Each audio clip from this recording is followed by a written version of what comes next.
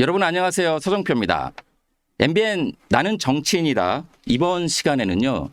윤 전 대통령의 비상계엄 선포를 정확하게 예측하셔서 고도의 정보력을 입증하신 분입니다.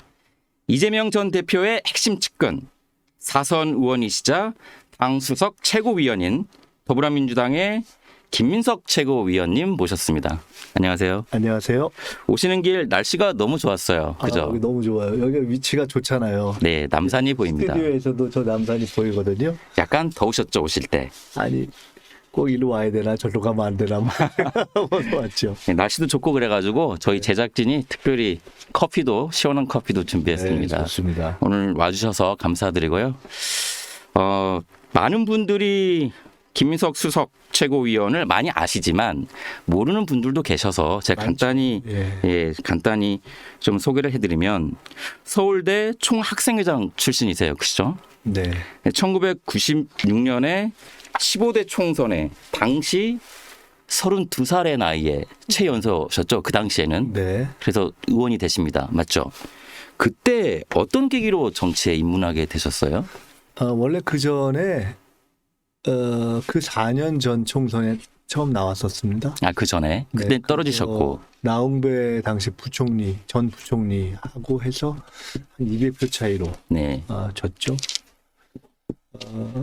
굳이 따지자면은 제가 학생 운동을 할 때는 정치를 할 생각이 이제 전혀 없었는데 네. 87년 이제 민주화 이후에 상황이 변하면서 제도 정치가 중요해지고 젊은 사람 중에도 참여해야 된다 이제 이런 것 때문에 정권 교체를 이제 희망하면서 참여하게 됐고요. 그렇게 해서 처음 떨어지고 96년 15대 16대 두 번 이제 최연소로 당선이 맞습니다. 내리 연속 재선까지 하시고 근데 그때 2002년에 서울시장에 도전하셨다가 38대 MB 이명박 이제 저 나중에 시장도 되고 대통령도 되셨죠. 네, 그렇죠. 그래서 이제 그때부터 떨어지고 18년을 쉬었죠. 네. 그 정치를. 제가 이 18년 쉬었다는 말을 끄집어내기 위해서 이런 말씀을 먼저 시작을 했는데 어떠셨어요? 18년 동안의 그 공백, 그 시간에 어떤 장고의 시간, 약간의 힘든 시간이 있어서 지금의 수석 최고가 계시는 건가요? 어떤가요? 글쎄요. 어떠셨어요? 그때 18년 동안? 2002년에 이제 서울시장 나가서 떨어지고 2020년에 이제 총선을 다시 3선이 되면서 복귀를 했는데 네. 지내놓고 나니까 18년이라는 시간이 지났고 누구는 제 아는 분이 다산이 유배됐던 시간이 18년이라고 네. 이렇게 말씀을 하시더라고요. 제가 그 사이에 썼던 책 중에 퇴수일기라는 책이 하나 있는데 퇴수일기라는 것은 제가 그 시간 동안 중간에 뭐 미국에도 유학하고 중국에도 유학하고 이런 때가 있는데 제가 공부하러 외국 갔던 그 시기에 썼던 책인데 퇴수라는 그 화두가 물러나서 내공을 닦는다는 뜻인데 그 잘 안 쓰이는 단어인데요. 네, 어렵네요. 그 용어를 김대중 전 대통령 퇴임 후에 제가 김대중 대통령과 한 3시간 동안 이렇게 말씀을 둘이 나눈 적이 있었을 때 그때 앞으로 오래 정치할 사람이니까 퇴수를 잘하시오라는 말씀을 주셨는데 어제 굉장히 흥미로운 일이 있었는데 그 퇴수라는 말을 처음 DJ에게 알려주신 옛날에 DJ의 연설비서관을 했던 고도원 선생이 DJ의 퇴수에 대해서 글을 쓰시고 DJ가 그걸 받아서 이렇게 사용하셨던 그 히스토리를 어제 제게 알려주셨어요. 그래서 오늘 이 자리에서 다시 말씀을 하시네요. 재밌더라고요. 저도 상당히 흥미롭습니다. 그러니까 18년 동안 그렇다면 내공을 쌓아놓은 시간이었다 이렇게 생각하면 되겠네요. 그렇다면 뭐 그럴 수 있는 거죠. 네. 자, 그럼 이제 뭐 좀 본격적으로 얘기를 해보겠는데 일단 민주당 얘기를 하기 전에 국민의힘의 4강이 가려졌기 때문에 일단 어떻게 보셨나요? 4강.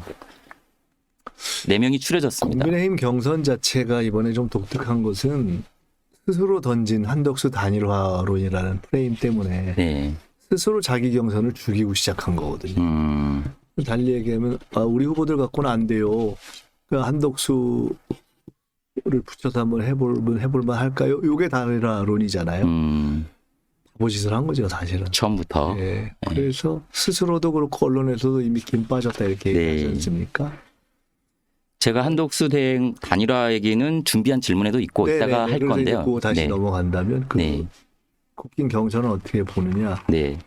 스스로가 이제 프레임을 잘못 걸어서 의미 없는 경선이 돼버렸는데, 그러니까 이제 후보들도 이게 뭐 좀 관심이 적다 뭐 이런 등등 했지만 어쨌든 1차 경선에서 이제 내분이 됐는데요. 뭐 대략 예측한 정도 된 것 같아요. 그 중에서 혹시 뭐 특별히 그러니까 눈여겨볼 만한 사람이 있다거나 뭐 그런 분이 계실까요? 이분은 괜찮다. 특별히 없습니까? 뭐 그런 건 특별히 없는 것 같습니다. 왜냐하면 저는 김문수 후보가 보수 진영에서 국힘에서 1위 후보가 한번 될 것 같다는 생각을 꽤 전부터 했었는데요. 일단 너무 낡았고 한동훈 후보는 사실은 지난번 계엄 때 이제 들어와서 그 해제 표결한 거 외에는 뭘 잘하셨나 이걸 찾기가 잘 어렵고 그다음에가 안철수? 맞습니다. 너무 여러 번 나오셔서 사실 이제 크게 더 평가하기가 좀 어렵고 홍준표 후보도 사실 좀 평하기가 좀 그렇죠. 선거 때마다 등장을 하시고 그래서 사실은 이제 이번 국힘 대선 후보 경선이 일종의 당권 전당대회 비슷하잖아요. 그러니까 한덕수 단일화론이 나오는 본질도 그렇고 후보들도 보면은 이제 내분이 추려지긴 하지만은 처음에 막 많이 나와서 이렇게 뛴 과정 자체가 꼭 대선 승리를 생각해서라기보다 그 이후를 생각하는 좀 당권을 노리는 뭐 이런 느낌을 많이 주는 것이어서 물론 이제 당사자들은 열심히 하시고 그것들에 대해서 저희들이 이제 아주 경계심을 당연히 갖고 있지만은 큰 틀 자체는 그렇게 좀 형성된 것이 아닌가. 대권도 대권인데 많이들 당권을 생각하시는 분들도 상당히 있습니다, 사실은. 아니 왜냐하면 저희가 국회 이제 지하 목욕탕은 사실은 당을 안 따지고 아침에 저 샤워하러 만나가지고 솔직한 서로의 느낌을 주고받는 것인데 거기다 대략 얘기해 보면 알거든요. 그러니까 오늘 아침에도 다녀오셨나요? 제가 이제 새벽 기도를 다니기 때문에 저희 갔다가 이제 아침에 가서 씻고 요새는 또 이제 그 한덕수 대행에 관한 1인 시위를 해서 씻고 나가고 이럴 때가 많은데. 알겠습니다. 1인 시위 말씀하셨으니까 한 가지만 여쭤보고요. 1인 시위로 넘어갈게요. 그러면 그 네 분 중에 누가 최종 후보가 되실 거라고 생각하십니까? 워낙 예지력이 뛰어나시니까. 원래는 김문수 후보가 1위가 되는 경선으로 시작했는데 한덕수 단일화론 때문에 홍준표 후보가 될 것 같아요. 그렇군요. 실제로 그게 맞아 떨어지는지 저도 한번 지켜보도록 하겠습니다. 1인 시위 정부 청사 앞에서 하셨어요. 물론 최근까지 하시다가 이제 다른 의원님들에게 뭐 계속 하면서 이제 초선, 재선, 3선 의원들이 이제 같이 릴레이로 합류하는 방식으로 진행되고. 왜 타겟을 한덕수 대행으로 잡으셨습니까? 1인 시위 이번 타겟을. 선거는 사실상 이제 우리는 현실적으로 이재명 후보가 가장 강한 후보가 될 가능성이 높고 국힘 쪽은 사실은 한덕수 대행의 출마 문제로 그냥 끝나는 선거죠. 왜냐면 아까 말씀드린 것처럼 국힘 자체로는 별 전망이 없다 이렇게 스스로 정리해버렸기 때문에 한덕수 대행이 나와서 단일화를 하느냐 아니면은 한덕수 대행이 그냥 나오려다가 주저앉느냐 하는 걸로 일단 구도가 정리되잖아요. 그렇기 때문에 한덕수 대행 문제를 우리가 짚어주는 것이 불가피한데 꼭 그런 전략적 차원이 아니더라도 한덕수 대행이 헌재재판관 임명 잘못됐다고 평가를 받았잖아요. 그렇죠. 인용이 됐죠. 그런데다가 이제 그 시점에서 저는 한 달 전쯤부터 결국 한대행이 나올 거라고 보고 있었기 때문에 한대행이 말은 안 하지만 속셈이 결국 대선 출마에 있다는 것을 드러낼 필요도 있고 그리고 무엇보다 중요한 게 본인이 대선 출마를 하고 말고는 그냥 본인 문제인데 그걸 가지고 이 국익이 다 걸려있는 관세 협상을 말아먹으면 안 된다고 생각했기 때문에 관세 협상 문제를 자기의 사익 때문에 오염시키지 말아라 라는 것을 지적하려고 한 것이 1인 시위의 시작입니다. 출마할 거면 손 띄고 패를 한 다음에 빨리 불출마 선언하고 협상을 해라. 이것은 그 자기 어떤 이렇게 플레이를 하기 위해서 할 수 있는 일이 아니지 않느냐. 많이들 예상하고 지적하고 있지만 한덕수 대행의 최근 행보를 보면 대권 행보랑 비슷하다. 그리고 지금 관세 협상 앞두고 있잖아요. 2+2. 여기에서의 어느 정도 성과를 내면 또 이제 한덕수 대행의 그 약간 차출론, 출마설은 더 부각될 것이다. 이런 얘기가 있습니다. 성과라는 거는 못 내죠. 성과는 못 낸다. 왜냐하면 이건 구조적으로 90일의 관세 유예 기간 중에 새 정부가 출범한 이후에 끝나는 35일의 시간이 있는 거여서 네. 구조적으로 새 정부가 본격 협상과 타결을 할 수밖에 없는 것이고, 그다음에 내용적으로 보면은 트럼프 대통령의 입장 자체가 변하고 있고, 일본도 그렇기 때문에 신중론을 취하고 있고, 미국 내에서도 비판론이 나오고 있기 때문에, 그리고 강자와 약자가 명확하기 때문에 우리는 무조건 약자 입장에서는 시간을 갖고 여유 있게 협상하는 것이 유리한 구조죠. 네. 그렇기 때문에 일찍 협상을 타결하는 것은 원칙에도 맞지 않고 무조건 밀리게 돼 있는 거예요. 그래서 한덕수 대행이 성과를 내는 건 원천 불가. 다만 하는 것이 손해를 보는 것을 마치 잘한 일이냐 포장을 하는 것만 가능한 거죠. 내지는 한덕수 대행이 진짜 바랐던 것은 관세 협상을 하려고 그러는데 야당이 탄핵해가지고 저 못하게 됐어요. 요걸 바랬던 거죠. 하지만 그거는 이제 물 건너갔죠. 예. 네. 그래서 실제로 최상목 안덕근 두 분도 신중하게 가겠다. 안덕근 장관은 미국 가면서 본격 타결은 새 정부에 해야 된다 이렇게 해버렸지 않습니까? 네네. 그래서 저희는 이제 한덕수 대행이 실제 할 수 있는 최대치가 뭐라고 봤냐면 5월 4일 대통령 출마하려면 공직사퇴 시한이 그렇게 돼 있는데 지금 기껏 2주 남은 겁니다.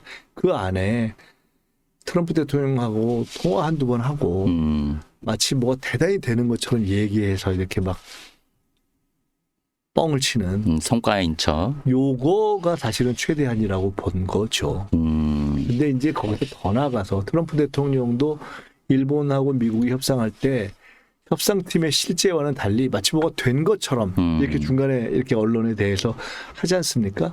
한대행이 그렇게 할 수가 있는데 문제는 트럼프 대통령과 달리 한대행이 그렇게 해버리면은 네. 우리 쪽의 협상력을 확 약화시키는 결과가 돼서 그것은 저희가 국익에 도움이 되지 않는다. 막아야 되는 거죠. 네. 지금 국민의힘의 경선 과정에서 보여주는 하나의 흐름을 보면 지금 김문수 후보의 한덕수 추대론을 앞장서서 주장했던 의원님들이 지금 대거 가 있거든요. 그 캠프에. 그 얘기는 뒤집어 보면 김문수 후보가 최종 후보가 되면 단일화를 해서 한덕수 후보의 후보를 대행을 후보로 만들겠다는 거잖아요. 박수영 같은 분이 대표적으로 이제 하버드 케네디 스쿨 동문 후배인데 네네. 저도 동문이거든요. 네. 근데 세 분이 다 동문이시군요. 네네. 대행까지. 그런데 한덕수 추대론을 얘기했고 국민의힘의 과반의 의원이 그런다는 건 사실 좀 코미디죠. 자기 당 후보가 아닌 사람을 지지하겠다는 거잖아요. 근데 그 약간 스토리가 말이 안 되니까 결국은 어떻게 됐냐면 김문수 캠프로 간 거예요. 탈당은 못 하니까. 네, 그렇죠. 그러니까 김문수 캠프로 가서 단일화를 하겠다고 한 건데 그건 쉽게 얘기하면 김문수 만든 다음에 김문수 후보 죽이고 한덕수 올라 이렇게 이 얘기잖아요. 네. 근데 김문수 후보는 그걸 좋다고 딱 받은 거잖아요. 그래서 사실은 김문수 후보 캠프 가서 김문수를 다운시킨 꼴이 되는 겁니다. 완전히 저게 코미디가 되는 것이고 원칙이 무너지니까 저렇게 되는 것이어서 결과는 저렇게 되면서 제가 아까 말씀처럼 실제는 저 단일화론이 그리고 그 단일화론을 얘기한 분들이 김문수 캠프에 간 것이 김문수를 1등에서 2등으로 만들어서 패착이네요. 예, 그렇게 됐고 더 떨어뜨릴 가능성도 있는 거 아닌가 저는 봅니다. 그러면 수석님은 이 한덕수 대행의 단일화는 불가능하다고 보시는 거네요, 지금. 가능성이 거의 없다.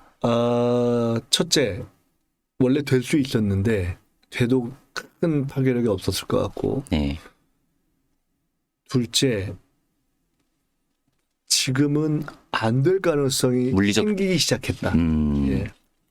일단 김문수 후보가 아닌 다른 사람이 되면 네. 사실 김문수 후보가 돼도 마찬가지입니다. 박수영 의원이나 다른 사람들이 생각을 어떻게 하든 김문수 후보 당시는 본인은 내가 단일화 게임에서 이기지 이렇게 생각할 거기 때문에 네네. 이건 우리가 많이 해봤는데요. 정당 후보는 단일화 게임을 할 때 끝까지 버팁니다. 한덕수 대행이 버티기가 쉽지 않고 네. 홍준표 후보가 되면은 절대 양보를 안 하겠다. 네. 절대 양보 안 하죠. 한덕수를 아마 우리가 공격하는 것보다 더 많이 공격해서 작사를 낼 겁니다. 네. 그래서 저는 결국은 이 구도가 시작될 때 어떻게 봤느냐. 윤석열은 파면으로 끝나고 국민의힘은 파장으로 끝난다. 저는 한덕수 단일화론의 끝은 국민의힘이 갈갈이 찍힐 가능성이 높다 이렇게 봤습니다. 자꾸 언론에서는 출마 가능성이 크다, 그러니까 열려 있다라고 보는 이유가 엊그제도 파이낸셜 타임즈하고 인터뷰에서 노코멘트라고 말씀을 하셨거든요, 대행께서. 마음은 100%죠. 그냥 안 나갈 사람은 당연히 아니 대한민국 공직자 누구한테 물어봐서 대선 나갈래요? 이러면 당연히 뭔 말씀이세요? 이렇게 나오는 게 당연한 거잖아요. 그러니까 노코멘트는 예시를 하고 싶었던데 차마 말 못해서 그러면 당장 나가야 되니까 지금은 할 일이 조금 더 네. 총리 대행 자리를 써먹어야 될 게 있으니까 그냥 있는 거거든요.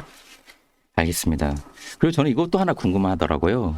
한덕수 대행께서 여야 합의를 강조하면서 헌법재판관을 임명하지 않았잖아요. 근데 헌재에서 이 탄핵이 기각되면서 복귀를 하면서 이완규 법제처장을 바로 지명을 했어요.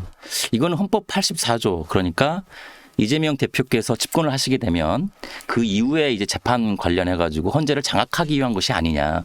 여기에 대해서 수석님은 어떻게 보시나요? 한대행은 이미 통상적인 논리나 이성, 상식을 가진 단계를 넘었습니다. 그러니까 뭐 그 사안 하나뿐만이 아니라 과거에 이제 제가 젊어서 알던, 그러니까 비교적 그냥 평상을 유지하고 있었던 그런 단계를 넘어선 거죠. 보통 그래서 사람이 이제 노역이 들면 이렇게 무너지는 게, 그 상식을 잃으면 무너지거든요. 네. 그 단계로 돌아갔다고 보면 안타깝습니다. 네. 예전에 수석님이 알고 계시던 그런 상식이 지금 현재 무너진 상태다.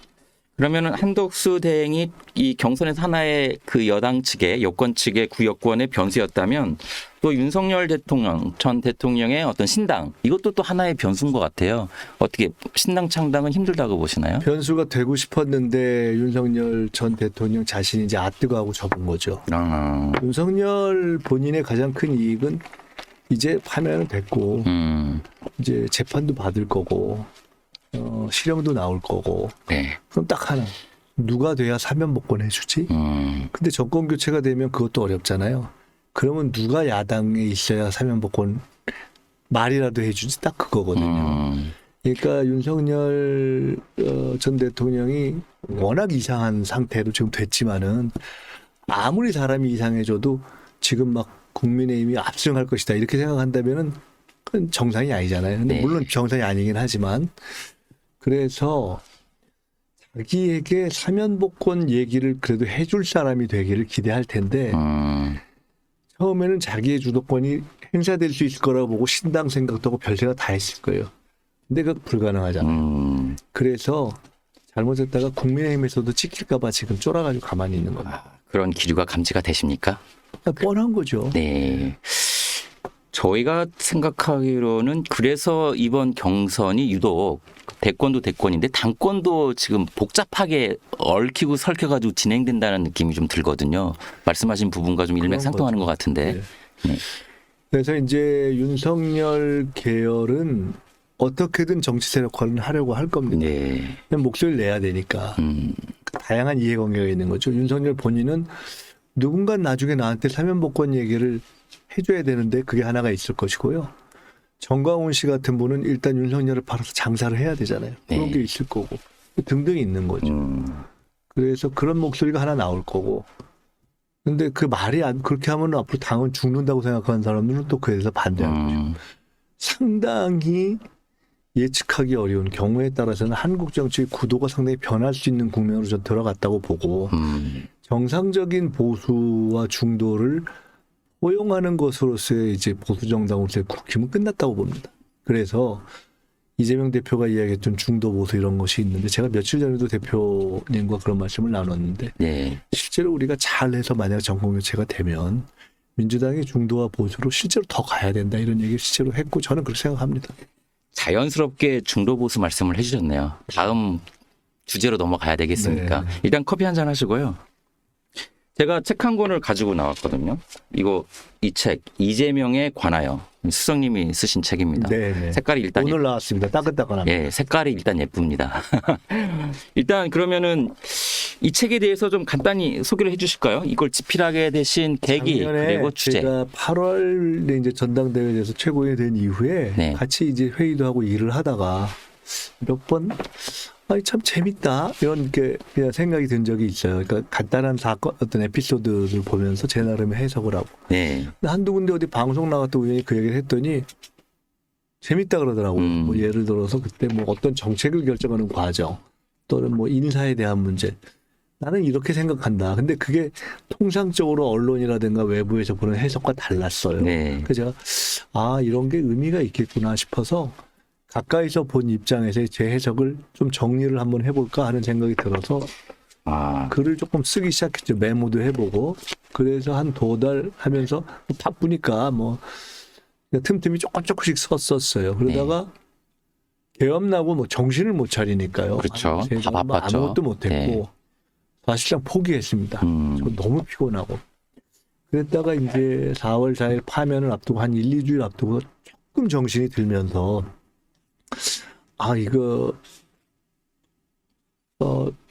조금 더 정리를 해서 이걸 그냥 마무리 시킬까 네. 하는 그런 출판사에서도 얘기가 있고 해서 마무리를 해서 그냥 사실은 조금 더 제가 쓰고 싶었던 내용들이 있었는데 일부는 그냥 포기하고 이 내란 극복 과정에서의 리더십과 그다음에 제가 지켜본 모습 가운데 이거는 꼭 좀 이렇게 일반 국민들도 아시면 흥미롭겠다 싶은 내용들을 정리를 했습니다. 기단 이번에 이 내란 그리고 계엄 상황을 극복하기 위해서 보여준 리더십뿐만이 아니라 항상 지켜보신 그 전에 전부터 같이 이렇게 회의하면서 그렇죠. 본 거 이런 중에 좀 흥미로운 것들을 좀 썼습니다. 그렇다면 수석님께서 요약할 수 있는 이재명 대표님의 리더십을 간단하게 한다면 뭘까요? 리더십 이전에 우선 제가 그런 표현을 썼는데 이게 이제 글이 아니고 그림이라면 전 그림은 못 그리는데 초상화라면 제가 물어보니까 초상화는 그 사람의 핵심적 특징을 잡아내는 거라고 하더라고요. 만약 그랬다면 저는 토론하는 모습을 생각했을 것 같아요. 그림을 그릴 때. 네, 그러니까 유쾌한 토론가 한마디로 제가 그렇게 썼습니다. 이재명은 쿨한 사람이에요. 쿨한 이재명인데 막 악마처럼 생각하기도 하고 옛날 DJ를 제가 이제 모셨었기 때문에 김대중 전 대통령도 무슨 막 어마어마한 뭐 빨갱이 막 이렇게 했는데 아니었잖아요. 막 강남에 가면 막 수백억의 재산이 있고 지금 보니까 집 한 채 겨우 남겼었잖아요. 그런 건데 아주 쿨하죠. 쿨한 리더십. 합리적 그러니까 토론가고. 그래서 제가 그림을 그리면 주로 토론하는 모습을 그렸을 텐데 웃고 있거나 진지하거나 둘 중에 하나예요. 화내거나 우울한 건 별로 못 본 것 같아요. 그러니까 이제 그게 이제 흥미로운 거고요. 근데 그런 모습이고 상당히 머리가 좋아서 비상해서 판단을 빨리 하지만 결정을 마지막 순간에 하는. 그러니까 예를 들어 우리가 결정의 시한이라는 게 있죠. 어떤 결정에도 시한. 저도 판단을 조금 빨리 하고 결정을 신중하게 하는 편인데 제가 저보다 판단력이 빠르고 결정을 저보다 더 늦게 마지막까지 훌루 시간을 쓴 다음에 하는 스타일이다. 이게 제가 그걸 많이 배웠거든요. 뭐 그런 거. 근데 이제 그런 점에서 이 대표의 모습을 이제 봤고요. 그리고 이제 근본에 있어서는 저는 정치인 시대 정신이라고 봅니다. 근데 그러니까 이재명이라는 정치인이 지금 이렇게 압도적인 지지를 받는 것까지 온 건 사실 다 시대 정신을 반영하기 때문에 그런 거거든요. 저는 이제 항상 보면 그렇습니다. 그 시대에 누가 꼭 훌륭한 초인이어서가 아니라 어떤 시대 정신을 가장 잘 반영하는 사람이 있어요. 그리고 또는 어떤 사람이 한 것이 시대 정신과 맞아 떨어지는 경우가 있어요. 그게 뭐냐? 저는 집단지성에 대한 신뢰. 그 어떤 직접 민주주의적인 방향으로 세상이 변하는 것에 대한 신뢰. 이게 이재명 대표가 큰 거예요. 그래서 김대중 대통령의 어록에 행동하는 양심이 있고 노무현 대통령이 깨어있는 시민의 조직된 힘 이런 게 있잖아요. 제가 며칠 전에 이거 마지막에 대표하고 한번 내가 대표를 지켜보니까 그런 예를 들어 DJ나 노무현에 비교해 본다면 이 대표의 뭐 인생 말 딱 하나를 고른다면 나는 결국 정치는 국민이 하는 것이다. 그 얘기를 자주 하거든요. 네. 그거 같은데 본인 생각하기엔 어떠냐 이렇게 여쭤봤어요? 네. 네. 근데 본인도 딱 그렇게 생각해 본 적은 없는 것 같아요. 근데 그럴 수도 있겠다고 얘기를 하는데 흥미로운 것은 최근에 대표가 직접 쓴 책의 제목이 결국 이제 국민이 합니다인가 뭐 하는 거예요. 그러니까 같은 생각을 한 거예요. 제가 이 책 제목 바꿔야 되는 거 아니냐 이거 여쭈려고 했었는데 아니, 책으로 나왔군요. 예. 네. 근데 이제 그게 뭐냐면 제가 이 대표에 대해서 처음 주목했던 계기가 뭐냐면 7, 8년 전에 영화 아바타가 있었어요. 그렇죠. 그 아바타에 생명의 나무가 있습니다. 예. 아바타 안 보는 사람은 없죠. 대단한 영화잖아요. 네. 근데 이 대표가 당시에 성남시장일 때인가 그 아바타를 집단지성에 비교한 걸 제가 본 적이 있어요. 탁월하고 절묘한 비유입니다.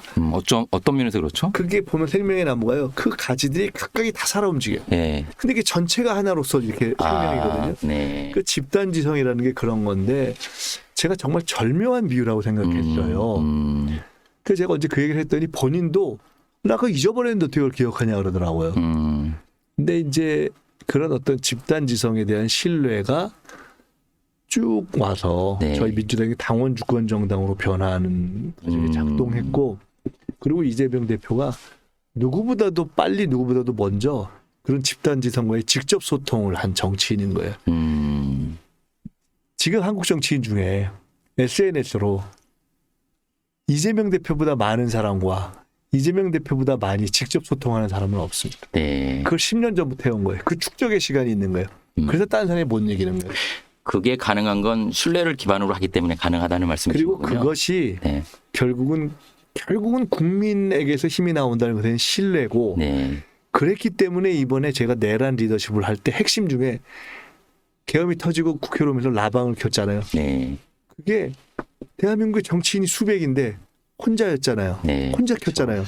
왜 그랬을까? 평소에 결국 힘이 국민에게서 나온다는 생각을 했기 때문에 그게 나온 거예요. 어떻게 보면은 그 상황에서의 지혜이기도 하고 갑자기 잡혀가도 나 어디 있어 하는 걸 알릴 수 있는 그런 지혜이기도 하지만 근본적인 그 철학이 결정적 순간에 배어 나오는 것. 리더십은 그런 위기에 나타나는 거거든요. 복잡한 게 아니고. 네. 쿨한 리더십 그리고 집단 지성을 신뢰하고 모든 건 국민으로부터 나온다라는 말씀인 것 같은데 94년도에도 제가 뭐 좀 살펴봤는데요. 수석님께서 DJ의 리더십을 그때 확인을 했다. 무슨 말씀이냐면 북핵 위기가 그때 있었잖아요. 위기에 나타나는. 네, 위기 때 김대중 DJ의 리더십을 확인하셨다고 하셨어요.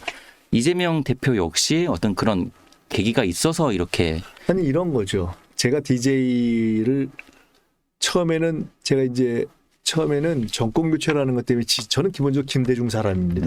김대중으로부터 발탁됐고 그분을 모셨고 대통령일 때 총재 비서실장도 했고 그렇죠. 정말 존경하고 근데 뭐 처음부터 이렇게 따른 건 아니에요. 근데 언제 결정적으로 그랬냐? 대통령 떨어지고 런던에 가 계셨는데 94년 북핵 위기가 났을 때 이분이 일괄 타결 제안을 하고 카터를 북한에 보내서 해결하는 그런 방안을 제시했어요. 제가 그때 무슨 생각을 했냐면 정치는 결국 국가의 문제를 해결하는 것인데 나라가 어려울 때 맞는지 틀린지 모르지만 대안을 제시한 것이 DJ가 유일했어요. 그래서 제가 그때부터 나는 무조건 DJ가 대통령이 되든 안 되든 DJ를 따른다고 딱 마음 먹었어요. 그리고 끝까지 갔습니다. 근데 결국 정치는 그런 것인데 이재명 대표가 이번 내란 극복의 최고 중심에 있었던 건 어쩔 수가 없는 거예요. 근데 어떤 과정에서 실제로 내란 극복을 하는데 이재명이라는 정치인의 판단과 결정이 구체적으로 영향을 미쳤는가가 저 책에 있습니다. 사보십시오. 네, 읽어보겠습니다. 그러니까 그 수석님 판단하시기에는 그 DJ 김대중 대통령과 이재명 대표가 흡사한 게 많고 리더십이 어느 정도 좀 비슷하다라고 보신 거군요. 비슷하다는 생각을 몇 년 전부터 느꼈어요. 왜냐하면 DJ는 결국은 직사하게 고생해가지고 쌓인 내공을 IMF 극복에 쓴 정치인이거든요. 그 나라가 덕을 한 번에 썼다. 이재명 평생 고생한 건데요. 거기서 쌓인 어떤 내성, 위기 극복의 어떤 역량, 안정감. 저는 이것이 이번 내란 이후에 상황에 쓰일 것이다. 이 민주당 계열의 지도자들이 대통령이 되는 게 쉽지 않습니다. 위기에 근데 항상 됩니다. 위기 때. 그래서 그랬을까요? 그때 97년도 김대중 대통령 TV 지지 연설을 제가 찾아봤어요. 제가 그때 했습니다. 그때 정말 젊으셨더라고요. 92년도 그게 처음 떨어진 때 지지연설이었고요. 예. 그때 그 멘트가 예. 위기의 국가를 구할 사람 누굽니까? 능력 1등, 제일 잘할 사람 뽑아서 나라를 살려야죠. 그게 우리의 의무 아닙니까? 맞습니다. 지금도 상황이 똑같죠. 저는 똑같다고 봅니다. 제가 지난번 대선 때 이런 연설을 한 적이 있고 제 이 대표에도 그 얘기를 했는데 나는 이재명의 운명이 위기 극복이라고 본다. 네. 산 거 자체가 본인이 참혹하다고 표현했던 정도로 사실 우리 비슷한 제가 동년배거든요. 네. 우리가 어렵게 살았다고 해도 그렇게 어렵게 살기는 어렵습니다. 그런데 이 대표님과 수석님이 걸어온 길은 사실 다르긴 다르죠. 해요. 많이 다르죠. 근데 다른데 네. 일단 이 대표 그렇게 어렵게 살았는데 밝음을 유지하고 있고 네. 그래서 위기 극복을 쭉 이렇게 축적하면서 쌓인 내공이 쓰여야 될 때가 됐기 때문에 그 점이 저는 DJ와 이재명이 비슷하다고 보고요. 네. 제가 이 대표와 그래도 이렇게 호흡을 맞출 수 있었던 것은 저도 사실 저희 동년배의 정치를 제가 제일 먼저 시작했는데 제가 영입을 하거나 했던 분들이 다 그 후에 586으로 해서 쭉 정치를 했습니다. 그중에 이제 탈만큼만 은퇴한 분들이 네. 있는데 저는 그 시기에는 정치를 떠나 있었고 근데 이제 비교적 일찍 시작했지만 상당 기간 저는 그냥 바닥에 있거나 또 여의도 밖에 있으면서 비교적 조금 객관적으로 볼 수 있었고 뭐 좋으신 말씀이네요. 국내에 다니면서 조금 세계적인 흐름을 볼 수 있었고 여의도 정치의 흐름에서 좀 벗어나 있었던 것이 있고 네. 그리고 이 대표가 가장 결정적으로 어떤 집단지성과 당원 주권에 대한 그런 어떤 철학적인 거기에 매료를 당하신 거. 매료가 결이 같습니다. 네. 그 부분이 같아서 네. 그 대목에 있어서 재판 어떤 좀 지향과 이 대표의 지향이 비슷해서 서로가 좀 같이 일을 할 수 있었던 것 같습니다. 약간 다른 부분도 제가 느끼기에는 이 수석님하고 대표님하고는 노선이 좀 달라가지고 이 부분에 있어서는 약간의 철학 차이가 있지 않을까. 바로 실용주의 부분. 이재명 대표 실용주의 상당히 강조하시잖아요. 네. 그 부분도 전적으로 동의하시는 거예요? 표현을 실용주의가 잘못해서 편의주의처럼 될 수 있는 그런 표현이잖아요. 네. 근데 사실은 저는 실용주의라는 표현보다 저는 개인적으로는 실사구시라는 표현을 좋아하고 가산에. 뭐 김대중 대통령도 그런 말씀을 하셨죠. 네. 실사구시는 어떤 의미에서 보면은 사실은